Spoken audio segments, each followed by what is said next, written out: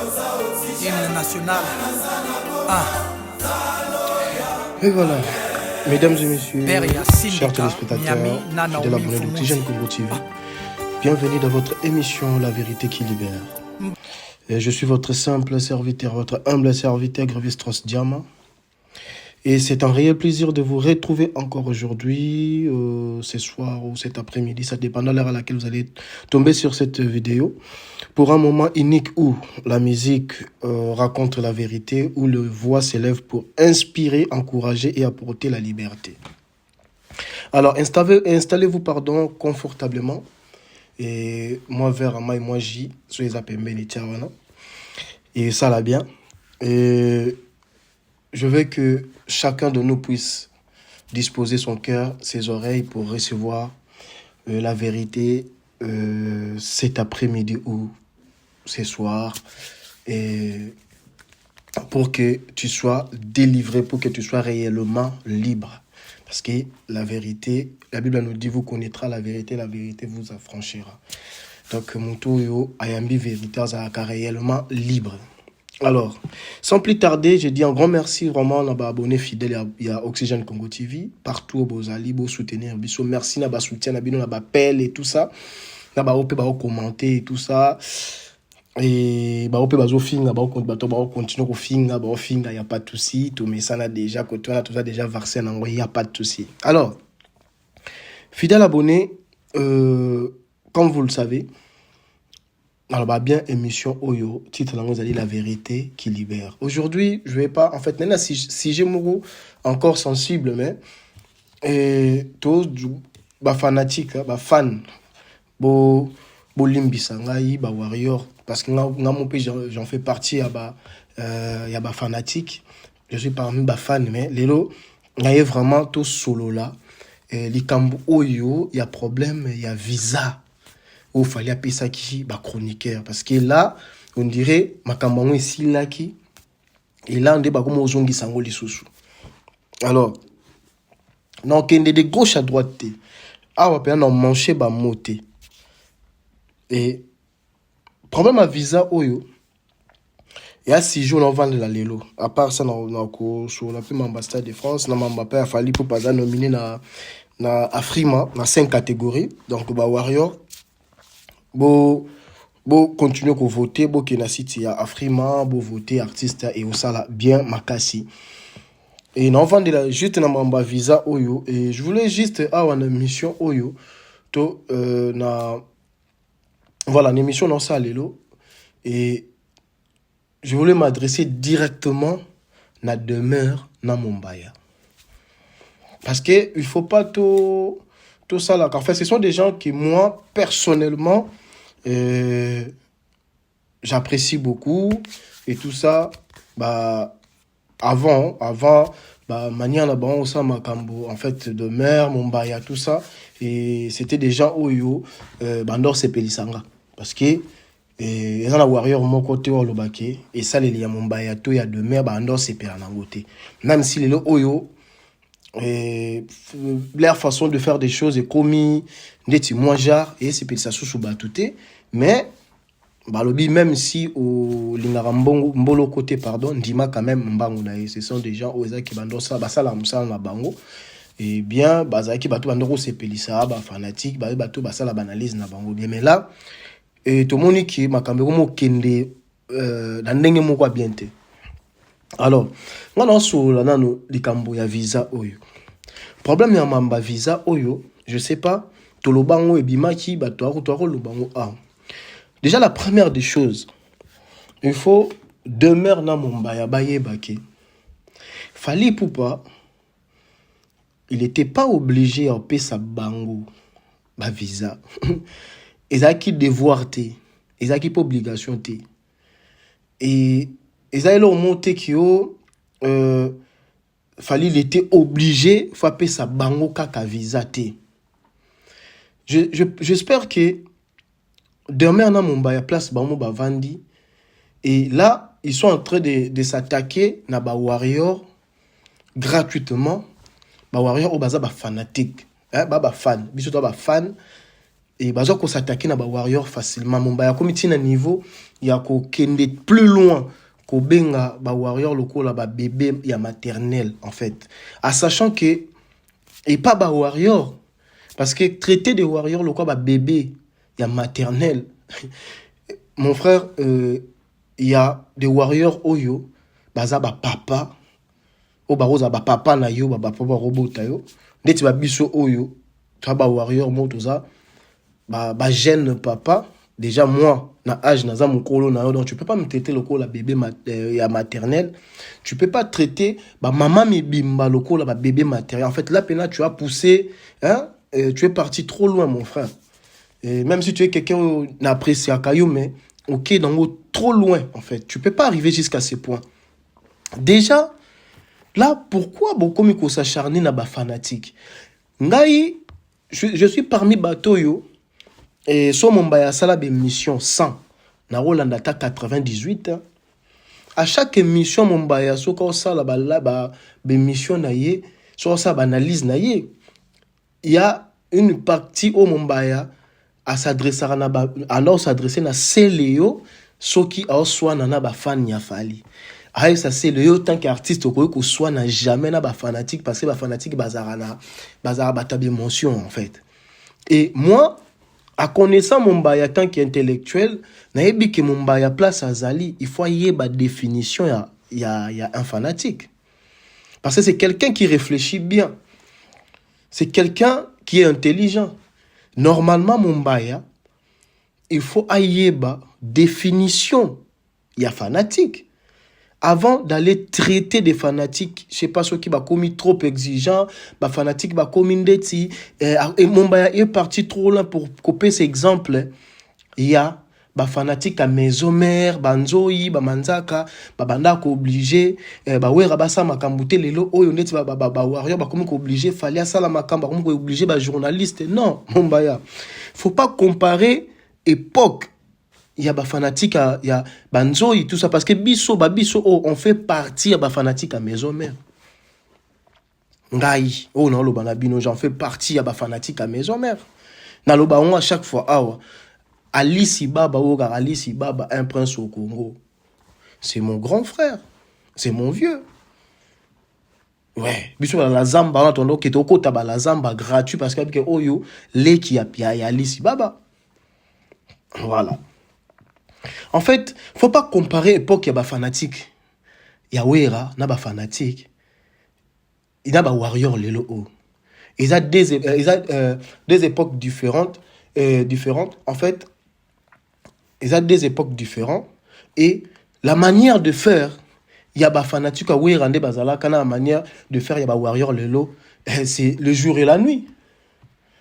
C'est vraiment le jour et la nuit. Et tant qu'intellectuel, Mumbaya na yebi que zama yeli. Parce que là, la ligne est vraiment dans une histoire, tant que, comme on dit, celui qui aime bien châtie bien. Tu es quelqu'un que j'apprécie, que j'aime bien, mais tu es parti trop loin. Pourquoi Bolingi, bon, s'acharner na ba warrior, beaucoup m'ont repéré ça ba warrior, et pourtant baza ba fanatique. Ba warrior wana kaka. Là, non ya pena, là na bandano pas Mumbaya. Après non quitte pas demeure.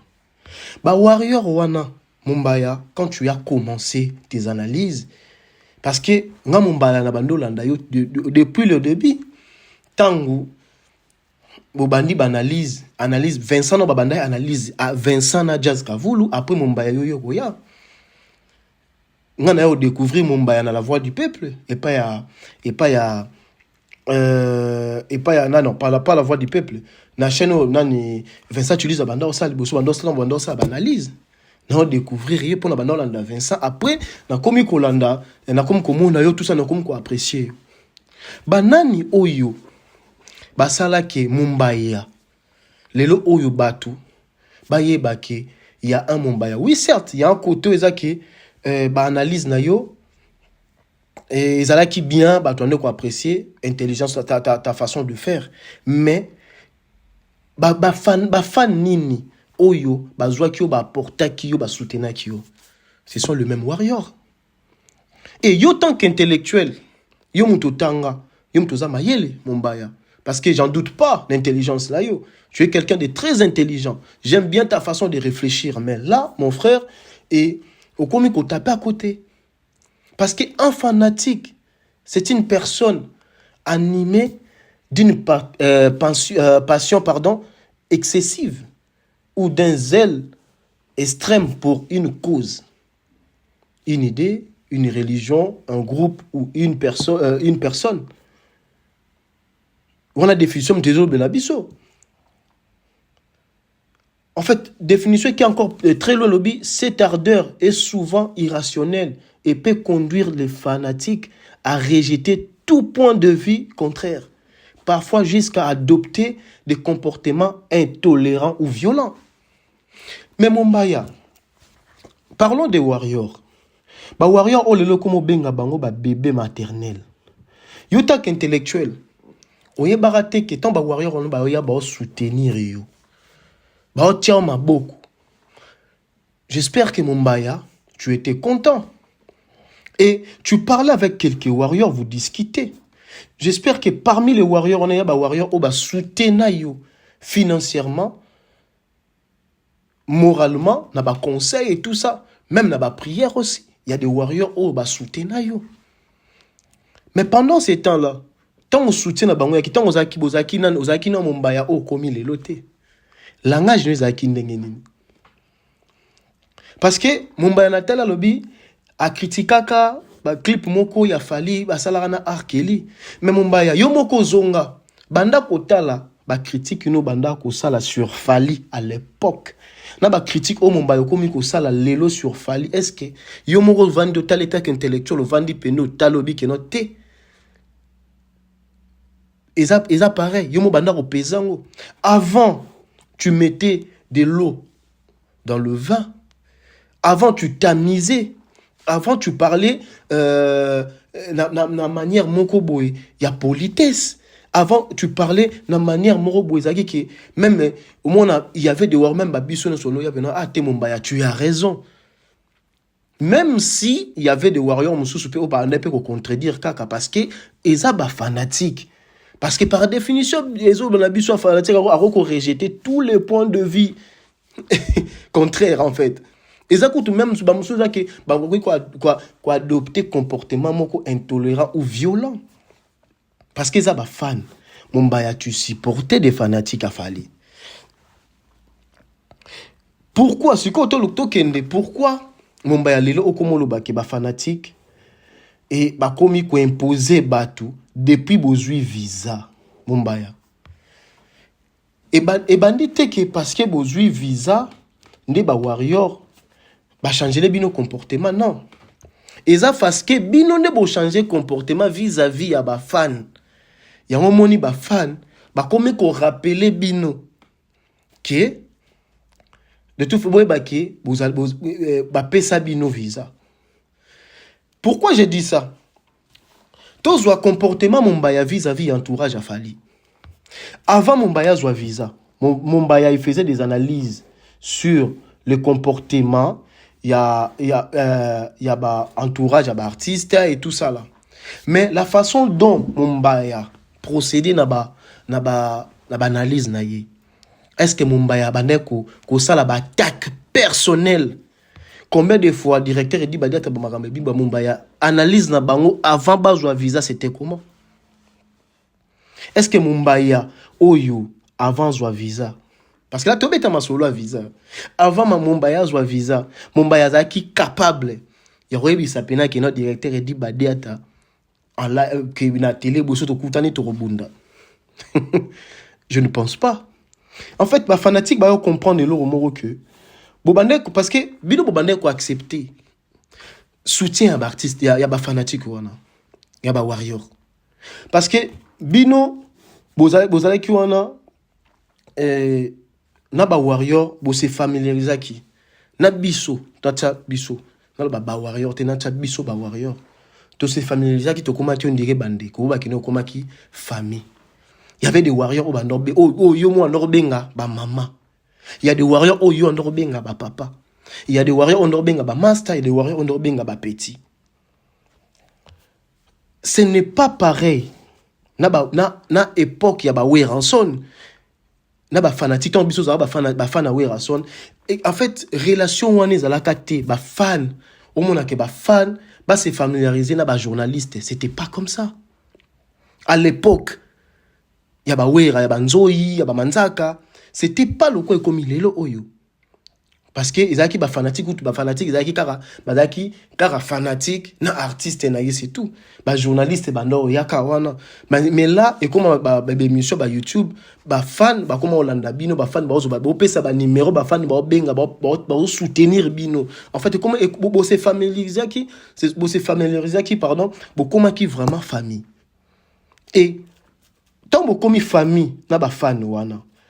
En fait Barozala na kiloté ya koya kolobela yo info comprendre dans le sens que au comme le ko la ndeko na bango comme le ko famille na bango parce que langage oyo que biso to travailler chez Falité bon ndeko lo bango oui certes lo bara que bo travailler chez Falité mais bo pesa qui position na bino que bando soutenir Fali yango et attira ba warrior ba se familiariser na bino ba comme ça bino le ko la famille.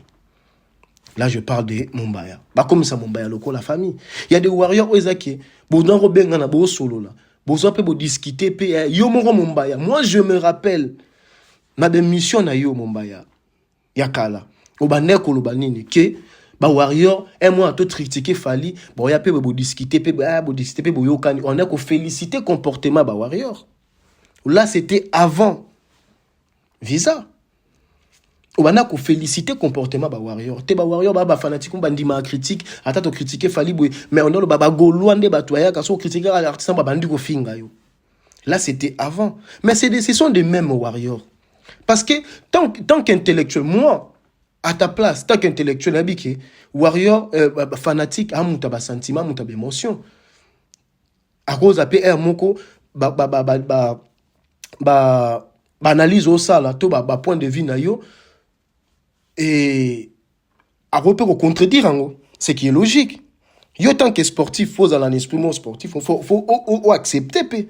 Suko Mumbaya, yo actuellement au lingite ba warrior ba reprocher na likambo moko.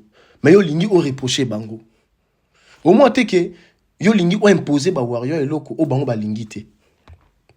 En fait, le comportement où il y a ba fanatique, ils en a pas ba fanatique, mais c'est ça ba warrior te. Même avant, il y a bandeli awa au bandaka ko loba que ba warrior bandima critique. Mais ba golo bandima critique te. Là c'était avant Visa. Et les warriors ils ont compris quoi que comportement na yo déjà yo moko parce que fanatique yo bino boza ba journaliste ba chroniqueur. Même ngai naza fan mais na koza là d'accord te. Notre directeur dit badia talaloba à chaque fois ce que ça que elo ba makambo bimama ke na pesa ba point de vue en tant que fan na cause d'accord na été mais je lui dois quand même du respect parce que c'est le directeur de marketing de l'orchestre de Fally Ipupa. Mais en fait la manière dont toi tu as procédé dans makambo ya directeur dit badiata Mumbaya vraiment tu peux me regarder en face tu me dis que même s'il fallait pesa ko visa te yo le affronter directeur du badiata bon. Parce qu'au moment que chose vient au visa, au moment que non, t'en as rien à foutre et tout ça. Parce que dans chose visa, après les restes, tu t'en fous. Et à partir du comportement wana, il y a beaucoup de fans. Parce que le corps là-bas fanatique, il y a des fans oh, bisognos to partage opinion, mon côté bisognos to se contredisent des fois.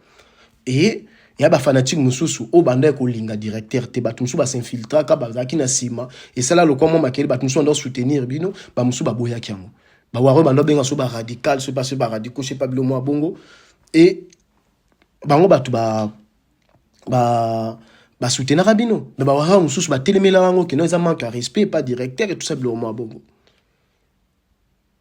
Mon cher, il faut des fois il faut que ça la part des choses. Lelo oyo Mumbaya ba makambu oke ko critiquer ba warrior na ba plateau nini. Des fois tous à la quand même ata tous à la loyal. Oke critiquer ba warrior na ba plateau ni ba plateau ba mi gagner ma ba plateau ba Saint-Denis wana ya ba tout o ezake balinga ba fan te balinga pa artiste fali pour pate o ya pesa o visa o azali leader ya ba fanatique wana. Et place wana nde bo kende ko critiquer bo ke betara ba masolo ya visa et viser comment le kwande comment si j'ai moko ya terme on va utiliser ya humiliation terme voilà, je pense humiliation et viser comment qui si j'ai moko ya ko humilier bino. Mais non. Parce que ba fanatique ils ont compris que tango bozui visa comportement na bino vis-à-vis na bango échanger comportement na vis-à-vis entourage artiste échanger comportement na vis-à-vis il y a makama artiste échanger beaucoup comment pousser en fait vous avez plus de limites en fait au moins il y a des choses Mumbaya quand toi quand tu dis que tu parles avec Fally il y a des choses où Mumbaya tu pouvais même écrire à Fally en privé ngaso ina na problème mo bona Mumbaya tant que na lingako mingi. Non, il y a des gens na télé, na yabe pas nanda koloba, papa non. Ndeti là, na yo ko répondre par rapport à ma kambu na yo. Mais si j'avais ton numéro, j'allais t'écrire na selo message sur na mona likamo bopena ke na za na koyo lo bango na télé parce que là na on juste na éclaircir opinion par rapport à ma kambu ya koloba parce que comme déjà na télé. Ba makambu oyo ya banani ya directeur Edi Badiata. Tu pouvais même, parce que Eza, moutameme la kayo message. Aïdor, qui est directeur à l'Obi Boy. Tu pouvais même qu'on soit un message, on a Aïdor transférant pas Fally. Que on le bélon la télé, battement sur Bayo Kango. Et pourquoi tu l'as fait? Tu penses que ceux qui osent un visa, tes aras qui vont préparer les bino makambo, visa, qui dit badia tatine mamba bongo mumbaya, tu penses que nous en a audace et que le bama la télé. Je ne crois pas. En fait, mon photo dans la vrai envers Bissomoko. Je sais que tu es intellectuel et moi, au moins, l'honnêteté intellectuelle est ça là. De ces côtés-là. Alors, pour la makambu, il y a ba fanatique oyo. Moi, je peux conclure que Mumbaya, nakoloba, oui, certes, il y a des warriors oyo. Ils sont partis trop loin, mais ce n'était pas pour... Oui, certes, il y a des warriors au Bakenda qui trop loin, a poussé un bouchon un peu trop loin, mais ce n'était pas pour rien, Mumbaya. Parce que comportement la bino vis-à-vis y a warrior et changeaki. Voilà point de vue là par rapport il y a propos il y a Thierry Mumbaya. Alors, tu es et pas à demeure. Je pense que demeure Oeza, c'est pas pour la première fois que demeure a un problème là-bas warrior. Je me rappelle, avant même qu'aucun des poteaux de mer, Abe Banana ba warrior. Pourquoi de mer Abe Banana ba warrior? Parce que de mer, alobi ba warrior ba komaki ko exiger makambu oya o sala. Makambu oya o sala na chaîne na ye ba warrior ba ko obligé été. Alors, on se pose la question. On a la genèse à l'Ikambo. J'ai dit la genèse à l'Ikambo. Avant, des mères, babi banana, ba retour à l'Ibosso, où ils ont mis balé. Pour la ailleurs, ma visa. Parce que demain, à la décision morale, ba pena kenda a relobé la rali sous qualité. Makambo bimaka, je sais pas, nana boudouga, di badiata, bablo moi bobe salamo makele après, ayo biba na ba warrior et sali que de mer le bara a le bela sous mamba fali ta abe roma betene mamba fali 40 kina le bane ba maramba e ba théâtre ba maramba ba théâtre et tout ça. Mais pourquoi des mères ba biba na ba warrior tour à liboso? Bon, là toujours on a genèse à l'Ikambo. Des mères oh ba warrior ba traiter ingrate. Est-ce que ba warrior ba na raison de traiter des mères ingrates? Moi, je dirais oui. Pourquoi? Parce que moi-même, je suis témoin au killer. Moi, Marlo Banabino, Naza témoin. Il y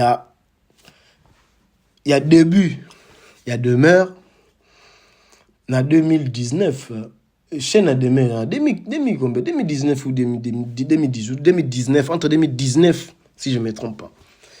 Entre 2019, chaîne à demeure, tant que Fungwami, demeure Andosa Bani Naye, tout ça. Et Andosa la banalise Naye. Batu ba soutena demeure. Et ça, ba warrior. Tant demeure a zui, initiative, il y a qu'à défendre Makambu. y a Niki, Tango Yaki, parce qu'il y avait personne qui a contacté de mère. Pas le bac, non, il y a qu'à défendre, il fallait. Na volonté na yemoko. Là, il faut être clair. La volonté na yemoko de mère. Abinote, le quoi, parce que vous avez internet, vous avez internet qui est bon. So, si j'ai zaboué, on a fait diembe la koto, partout les majoritaire, comme ça, koto pe le quoi, tout le monde va zater, par le bilan, on a tia pour koto yo, pour que, na joie, na gagné abonné, na gagné peu moins visibilité, na gagné peu vue. C'est comme ça, monde internet est en bola bongo. Là, c'est qui est vrai. Vous savez, choix na yo, ou on défendre, fali. Je sais pas qu'est-ce qui t'a poussé banini mais tu dis que monde internet na rosa analyse na rokota na kati na yo te pendant le ba oza kati na mais na lo ba makambo to yebi na monde internet comment ça se passe. Tu dis que so si j'ai moi ezali koto azali le kotia pour mona que kota fali ba tu bazaya penza mingi te koto ba mida bazala ki wana yo pe oye na mpanzi na yo osala pe ba débat na yo tout ça au défendre peut bien, tu défendais Fali très très très très bien. Là, personne ne peut le nier. Alors, le problème il y a demeure na ba maman warrior. Je peux dire ba maman warrior et bananine. Parce que demeure, il faut pas oublier le ba warrior oyo parce que yo posa mutama yo tu es quelqu'un d'intelligent au tangi, j'espère que yo pour yebi définition, il y a fanatique et nous le banine. Parce que demeure tango bo sulana ba mama warrior na roloba ba toro tsata ba cofondateur ya chaîne ya demeure officielle wala tout ça bon pas chaîne peut-être chaîne fongola qui ont bien avant mais ba tout o ba sala ki chaîne na yo ezwa visibilité ba to ba sala ki première plateau ya demeure plateau quand on dit de plateau première plateau ya demeure o ya sala plateau. Et tout ça là demeure cotisation, ce sont des warriors, maman warrior. Vous est-ce qu'ils ont été nous ont rappelé tout va bien fait non. Ya to que ne to ba na pena Genèse ali Kambu pour to koma tina place oyo. Pour à l'époque là tout ce que maman parce que des mères aux aki yo obana peut obligé maman bo tindela nga ma mega vana sala boy. Bon bo tindela yo maman il est au sale mission en fait il y a maman lui peka pour na mamba chéri. Bo se familiariser avec comment est déjà famille. Obenga ba maman, ba on peut obenga yo mwana biso, obenga ba papa, ba obenga mwana biso, obenga ba yaya, on peut leki na biso, obenga ba leki mo peut obenga yaya na bango. Et comment qui une famille? Différence entre ba fanatique à l'époque na ba fanatique à l'élo ba warrior parce que ba warrior ba bandi loko wana. Relation de proximité na ba journaliste na ba chroniqueur na ba chroniqueuse na ba ta YouTube et ça ba fanatique et ça ba warrior on ba bandi ba se familiariser na ba tu ba lobela sur artiste na bango ba tali boso ba bandi lo connaisa ba warrior avant ils a raté beaucoup ma ki famille ba maman wana ba tali boso on ba tindela ba mbongo ba maman ils ont ba maman ba sala ba cotisation nga mon côté mais ba sala ba cotisation ba 200 par personne 200 euros par personne pour batinde la yo demeure et yangwana si je me trompe pas na éviter ceux qui au banda ko fouté là avant mais yangwana isa mbongo au bara fossa la studio mais fossa la plateau mais mbongo wana uzwela ngondaku lupango pinza lupango bimba pinza yo moko ozombe utape studio na kati ndaku na yo wana eza juste Genèse ali Kambu siko bato basela ka yelo kwa bongo à cette époque là demeure bwebisanga yi déjà parce que là Thierry Mumbaya na demeure ba ça la comparaison ya ba fanatique akala o ba fanatique akala ba obligé ba tuma makambu te mais bobimisela ngai pe image to ba conversation ya ba fan ya ba wer à l'époque to journaliste moko abimana tela ya rolobake ye ba fanatique à maison mère à l'époque ba jouer la plateau ba c'est la chaîne ba créer la chaîne hein ba créer la bango chaîne à l'époque là ba tika los arrêter en fait deux fois R moko avant to tabo taxé ba tout ba combo bozo ngwa taxé le bo benga ba warrior le quoi ba bébé le quoi ba tout ba comportement moko ya bien té le bo ko critiquer bango faut bota la paix à cette époque-là, demeure azaki na plateau te. Batu basala ke demeure azwanda na été sur les anda kuna liboso futi là. Mais azwanda ko azwa kana pour sa première plateau na ye, ce sont des warriors, ba maman warrior. Et après tant demeure a sali plateau, demeure a zui audience et tant où demeure a zui audience, c'est là où demeure a yo baluke la ba maman wana. En fait, tout le bara likambu des fois, parce que des mères atika ba maman na choc. Vous imaginez que batu basali toi peut la bat mbongo a poto, boya poto boye de mère, boya poto, mbongo a poto ya patient. Imagine ba maman wana, basali ba cotisation 200 na muntu. Je pense ba tinda je sais pas celui ba blo mora ba 2000 non ba iko comment même ba 4000 te. Je pense que vous avez ba $4000. Vous avez ba $4000. Ba $4000. Oh, ba maman wana, ba kangi saka, pour la demeure. Même plus même. La maman ba ko tinda, na somba ba sala ba maman. En fait, pourquoi ils ont fait ça? Parce que demeure, au bazwa ki loko la mwana na bango. Mais il faut so que mona ke, oza mutu mo oza ke ndenge lelo oyo. Comme loba, tu tiens ta personnalité et osa bako batwako sakanote mais soki soko mona que tu tiens ta personnalité maman il fallait pas accepter mbongo wana parce qu'à cette époque là bazaka ba maman na yo et ba maman o lelo yo manka bango respect okoma lo bana o bomoni bo tebo kende so ba des chaînes ça pas o bengana ba maman wana lo kwa bana mike et à mon cours de fois na vie tu sais le boko oyo et kabela yo apta maya komela ba cracher la rangote des mères au décès va au choka ba mamé belé ya moni ti lelo ba mamé belé même balinga côté lelo na lo ba na terme bo ba sepela na hote parce que au choka bango pesa bango pasi demeure non lo ba vérité peut-être mutu muso ko lo ba noté mais moi je vous dis dans le bien yo na mon base vous êtes de personnes au ezake. Et je vous apprécie beaucoup. Malgré tout, nous avons courage de faire une émission parce que comme trop attaquer les warriors, mais vous avez bateau quand même na sepelaka na bino. Au choka ba maman n'a pas su wana. Choko ba maman na bazwa. Et après des mères aussi ba makamno tout comme ozonga malembe ngana ya leka ya bubu.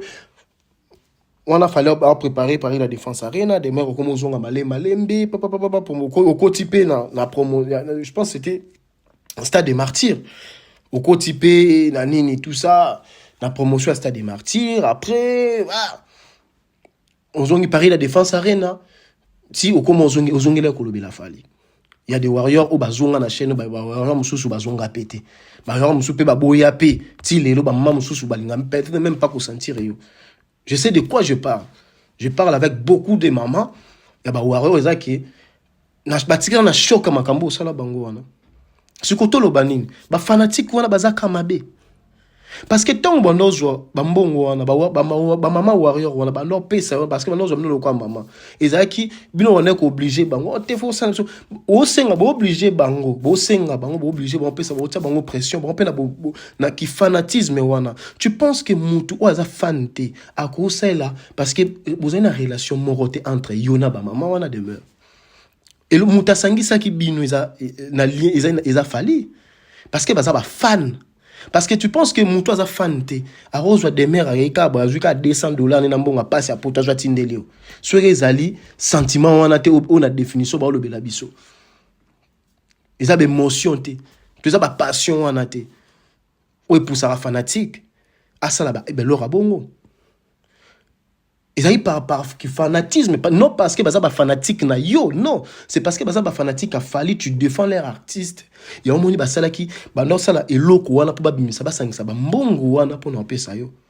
Là vous étiez d'accord par rapport à ça. Là bino na ba mombaya ba parce que ba maman ba mombaya ba zo ba code. Là vous étiez d'accord. Tu penses que mutu moko avandi neka aboye, awala na neka émission to ba fanatique ba wera ndebo sa ba comparaison na ba fanatique ba wera kala wana ba no kabela ba journaliste ba mbongo ka bongo non ba no préférer ba pesa ba musicien Est-ce que vous savez que bino ba journaliste oyo bien afali. Vous savez que bino bozwa mbongo ya ba fanatique oleka même ba mission habite en victime. Tout le vérité. Bon, parce que non, ba fanatique ba maison mère à l'époque, ba no kabelande ba musicien ya orchestre.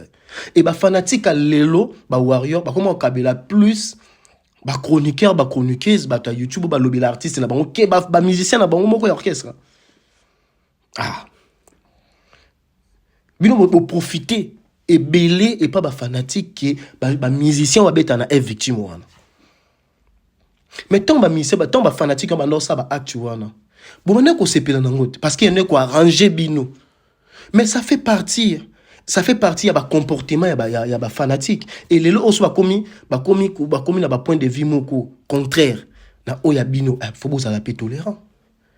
Bon comprendre que baza ba fanatique beaucoup yate nde boloba na c'est le soit na ba warrior aux artistes a reçu na ba fanatique mais bino peut boire ba journaliste beaucoup soit na ba fanatique ta donc ba fanatique on a bando ça la ba acte moko ya bien envers bino ko aider bino ko sunga bino ko pesa bino ba conseil za ba ko sunga za mbongo te wana na bêtise c'était na mona parce que pour moi na que degré ya folie ya ki fanatisme ndenge nini memaka mutu parce que mutu aza normal aza fan te akosa eloko na te abimisa mbongo na ya poche apesa po chroniqueuse moko to chroniqueur moko le artiste na ye artiste moko boy non ba meloma na bonne musique ba osala ngote faut la fanatique faut la fan et soki lelo ba fan ba comme na point de vue contraire na bino makambo bino bo osala ma sœur mon frère mon baya bo essayer un peu de mettre de l'eau dans le vin et ça la bien. Arrêtez vos kinena ba ni ndeti bokenda toujours ko ekomika ba warrior visa fali non so ki ba warrior lelo oyo ba komiko en fait bino moko est-ce que bino so bo vandi boza ko se reprocher le côté comportement na bino vis-à-vis ya entourage artiste ndenge bozala ki avant bozwa visa na ndenge bozwi visa est-ce que comportement na bino za pareil bino mo botala parce que boza batu c'est pas tous les en fait pourquoi ba lo bana batu musuti o lelo bokomo lo bakenote et batumsu ba comme ba larbe ba comme lokwa ba mukala mais non c'est parce que batumsu ba luka ki ba garder position na bon parce que ba ça obligé te ba ça la bras de faire peut-être na bureau artiste muta vana na coin na ye ba aidor ba valide tambo c'est pas dit que baza ba larbe to baza ba mukala non ba Alexis Wechi non c'est parce que mutu na mutu tu penses que Alexis Wechi na lobango lelo tu penses que Alexis Wechi azana ba combattre na victime wana l'entourage artiste. Alexis Wechi n'a pas combat. Oh, tout le monde a yébi. Mais, il garde sa position. Bino peut beaucoup ça l'appareil. Et le monde a bino le côté. Et là, en fait, ils a parti à orgueil. Oyo, moutunyo choisara na on sukopa na binonde, il a mouki. Pourquoi? Parce que avant, on a ça va critiquer au ça la léloté. Je pense pas que va critiquer au ça la lélo. Demeure soki zalaki avant bozwa visa so bosalaki yango je pense pas que même visa bonga bozwa yango je pense pas que même ba warrior balinge bazala d'accord na bino mais parce que bon avant bon ça analyse mususu là beaucoup pour so analyse mususu mamba visa ou eleka ki we na poto bowe moi je pense que we na poto soki penza moi je pense que soki ngolo bake mamba ya visa oyo et comment si je il y a humiliation et tout ça bino pela bato besoin la personnalité moi je pense que ceux à qui ndeti ngai na moni kelo comme si je il y a humiliation na lobna kende ngonde bakata pena bakata visa ya yorobo o kata ta page wana o longola ta page wana comme ça o sai ba démarche na o yeno pe poto na ndenge na po bakeno tena na bo visa na kata yango ndena na visa mususu la explique ba ta visa yango ya sika. Mais ça sert à rien quoi qu'on rebondir encore pendant que batu ba luka banda en fait ba banda ba promotion pour la Stade de France ba tout ça ba pré-promotion à Stade de France bino bo la musasu ba prendre ma visa ndeti comme ce que si j'ai mon ndeti car fallait pesa ki bino visa pour ka comme ça bino esclave ndeti ka ba warrior ba comme ça bino esclave non warrior nga comme ça bino esclave te et ça ba discours na bino ndé sala ke ba warrior ba za la déci les warriors étaient déci na ba comportement na bino. Ma façon de parler na bino comme qui et moi genre vis-à-vis à ba warrior ya moni et pesa ba warrior musu kanda Nde ba comment se comporter bon vis-à-vis na bino.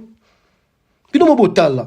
Botala nano ba façon de parler na bino vis-à-vis ya ba warrior. Parce que tant bolo barabongo, bolo ba warrior c'est comme si bolo bana baleki, mais pourtant bino mo boza conscient que demain oza conscient qu'il y a des mamans warrior.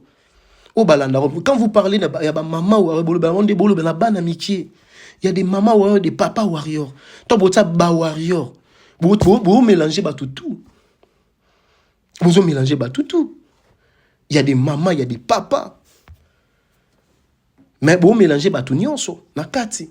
Au moins bozala boyebi ke baza ba fanatique. Bolo ba keno te a. Pour la reconnaissance fali pour baza vie na biso via PSO visa makamba ba fanatique net Hollanda te et tout ça. Bino bo continuer bino bo sala ba makanda même si ba ba imposer mino loko boy na mais côté p il y a ba analyse boluki bo un peu moi de en fait il y a des choses que boyebi ke fali ave na bino. Boyebi makamba musique ndeke ndara. Soki ndenge mumba ya loba ke andor sur la fali. J'espère que bino pe yo peut-être rose appelle un numéro à fali. Mais pourquoi y a bilo mususu ke boleki na télé bo sali critique mo za ki tolérable parce que ça mutu na bino parce que makambo bino bo sala rawana batu oyo balobela ka sur bazara ba proférer parce que bino bo ba profalité mais bo lobela mamba fali bien mais batu ba proférer ba sala ngotin.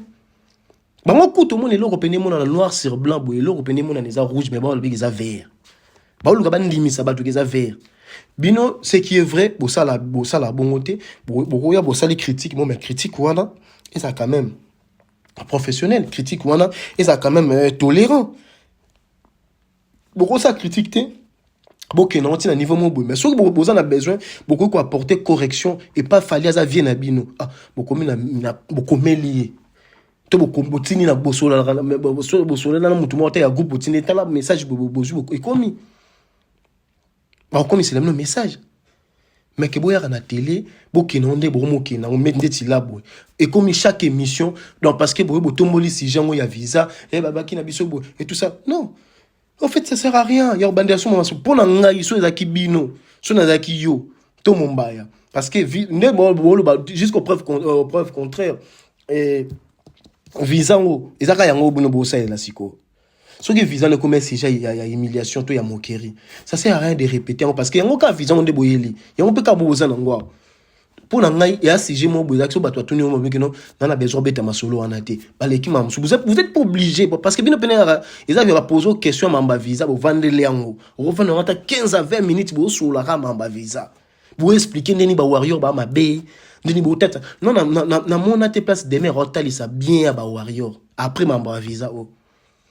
Attends ça va du côté sombre ba warrior ba ça ba comment exiger ba tout ba comment le ba ça ba nga bo simba tenga kutu mutako sanga betino mais langage on au début il y avait pas langage on a début ça raté mais lelo comment que wa ko sanga tenga ba ko sanga betinga ko mani nga la manipula bete nga bo nga ba ko sanga mais non ça sert à quoi mutalobino ba poser question ma visa sauton tout le moment musu tu as besoin ko pesa batou espace t parce que ti bolo babou baki quand vous parlez de warrior les gens vont venir parce que ata bolobi que fallait venir biso yemo kutumu taper ça biso ngwa qui parangote mais ba fanatique oh mozo ba bien ça ba fanatique ba batabe mozo ba sentiment c'est normal ba fanatique ba landelango c'est normal ba fanatique ba combattre na niveau moko boy mais bino tant boyebi que fali mu taper ça na landelango te mais bino vous avez affaire avec Fali pas avec des warriors.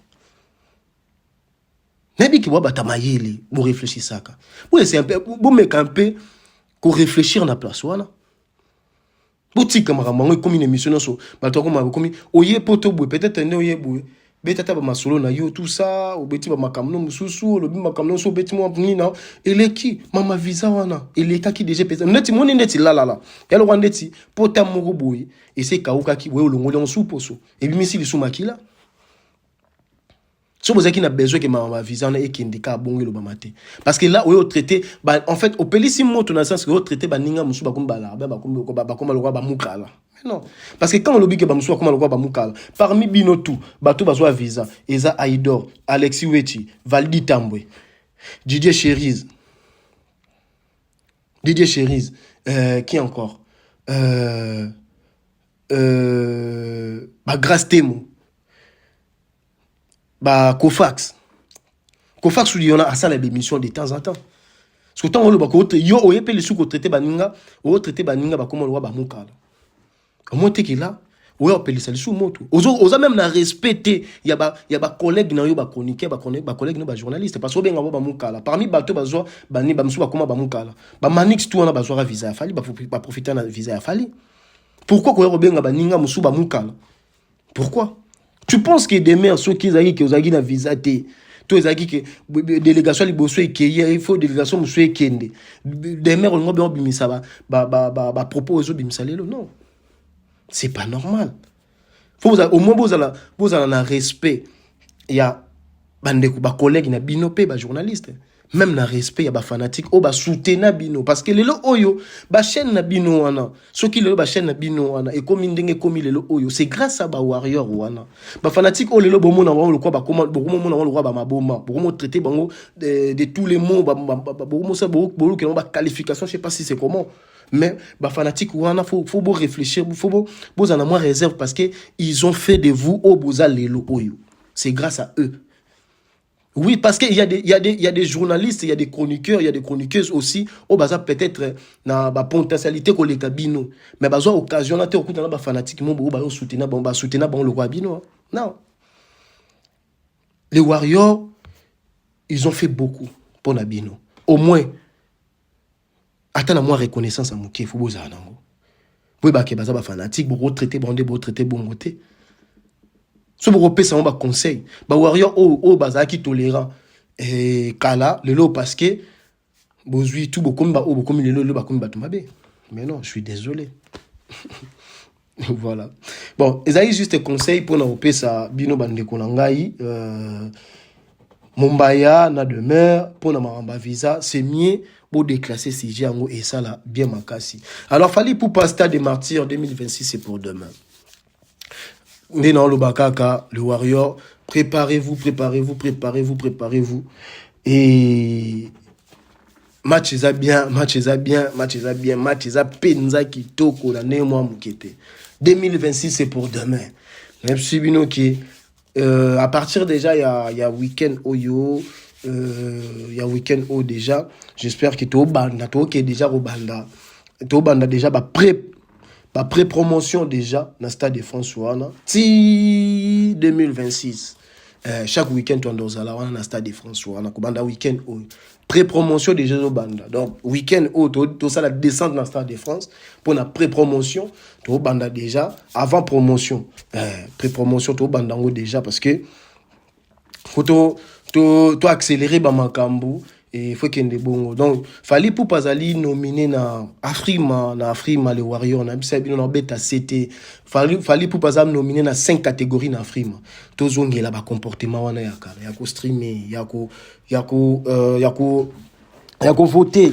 Soit artiste ça nominé. To baki ça toujours. L'abondance du bien ne nuit jamais. Toi na ba trophée na to zwa yango kaka, to zala na yango kaka. Et yaka, et ça la bien. Et ça la biso bien makasi donc ba warrior bozongela et ba système na bino donc tous les warriors j'aurai déjà